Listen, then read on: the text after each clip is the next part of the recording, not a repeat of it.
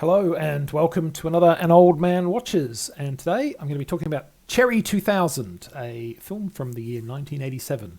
And in Cherry 2000, which is set in the distant year of 2017, the futurism, America has fragmented into enclaves of hugely over-legislated urban communities that are separated by apocalyptic wastelands.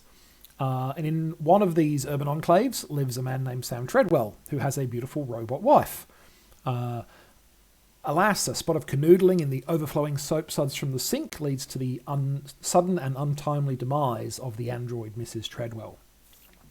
With the country's manufacturing and infrastructure more or less in pieces, industry stopped, there's no one with the know-how to fix her. Our intrepid hero's only chance to replace her is from one of the abandoned factories in the wasteland. To do that, he will need to hire a tracker who will take him into the wastes and find a replacement model. Now, you may be shocked to learn this, but the tracker he finds is a woman, Edith E. Johnson, and he ultimately falls in love with her instead of getting a new robot. I apologise if I just spoiled it for you, but if I did, I honestly wonder if you even know what a movie is, because even at the age of 15 I figured out that before I pressed play. But yeah, that's the premise of the movie. It's pretty goofy. It's pretty 80s, I think. And Cherry 2000 is one of many pretty goofy, low-budget post-apocalyptic films from the 80s. They were common in the home video market, possibly because people who had become fans of films such as The Road Warrior, Mad Max 2, depending on which title you know it under, were starved of better alternatives. Possibly because movies like this were cheap to make. You just needed some abandoned buildings, some junky old cars, and a handful of people who could more or less act. Possibly both of these reasons were contributing. Cherry 2000 is not my favourite of this kind of film, though I actually did enjoy it more watching it recently than I did when it was first released. But anyway, let's talk about what's interesting about this movie.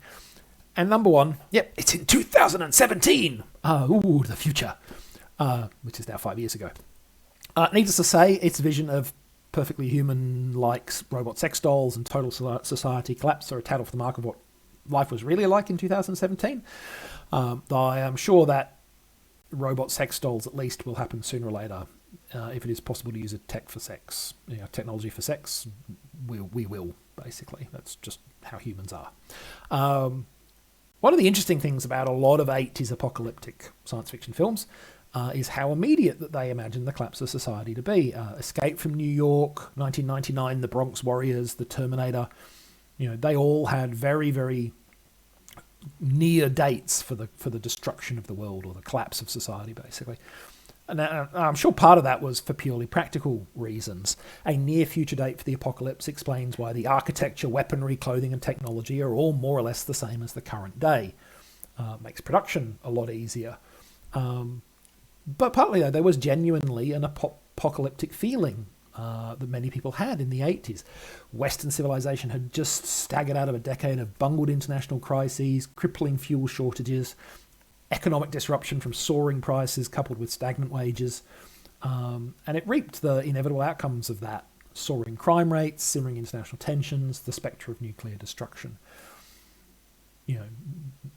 These were things people had in the back of their minds throughout the 80s. Cherry 2000 is actually quite ambitious in situating itself a whole 30 years in the future.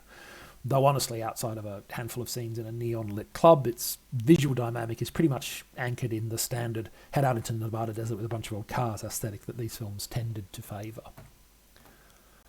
The second thing is that for all that Cherry 2000 is set in a post-apocalyptic America where large sections of the country are lawless wastelands and technology can't be properly maintained and society is allegedly breaking down, it's conspicuous that Sam Treadwell has a job, a nice house, a beautiful robot wife, and the spare cash to buy her flowers and also hire someone to help him replace her after the unfortunate, sexy fun times in soap suds accident that leads to her breakdown.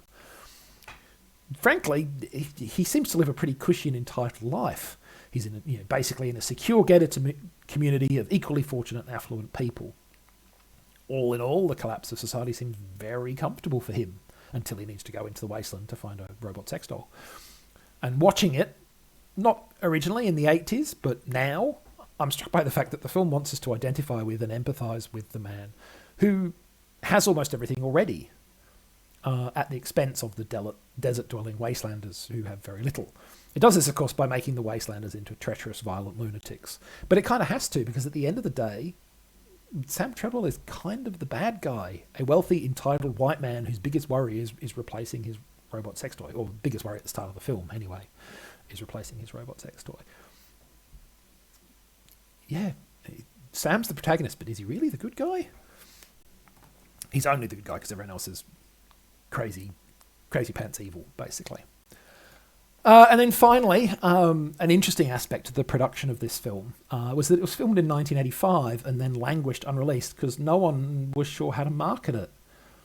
They were like, who is going to watch this movie? How do we sell this movie? What do we do with it? We really don't know what to do. And then they had a stroke of luck. You see, Wasteland tracker E. Johnson is played by Melanie Griffith. And while she was, very much not a household name at the time they filmed Cherry 2000, in 1988 she had a breakout role in the hugely successful film Working Girl. And the producers of this movie weren't going to go and let an opportunity like that go begging. So they gave it a big marketing push on home video, and they focused the marketing very much on Griffith's character.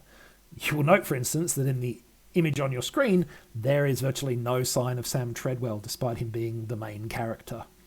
Arguably, if you look closely, one of the tiny figures behind the car is probably Sam, but you have to look pretty hard to even notice him. Now, I can't say I blame them for this. This is an opportunity too good to ignore. We've got someone who's just, had a big hit movie with big stars. Let's capitalise on it by selling the movie on the fact that she's in it.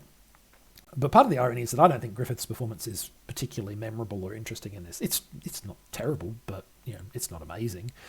To me, the supporting cast, such as Tim Thomerson, who is a stalwart of schlocky science fiction films from the era, seem much more comfortable engaging as they throw themselves into this bit of nonsense. But you can, Melanie Griffith's in it. They took the opportunity, good on them. Those of you who might watch it today, keep your eye out for a very young Lawrence Fishburne in a minor role as well. So, few recognisable faces in this one. So that's Cherry 2000.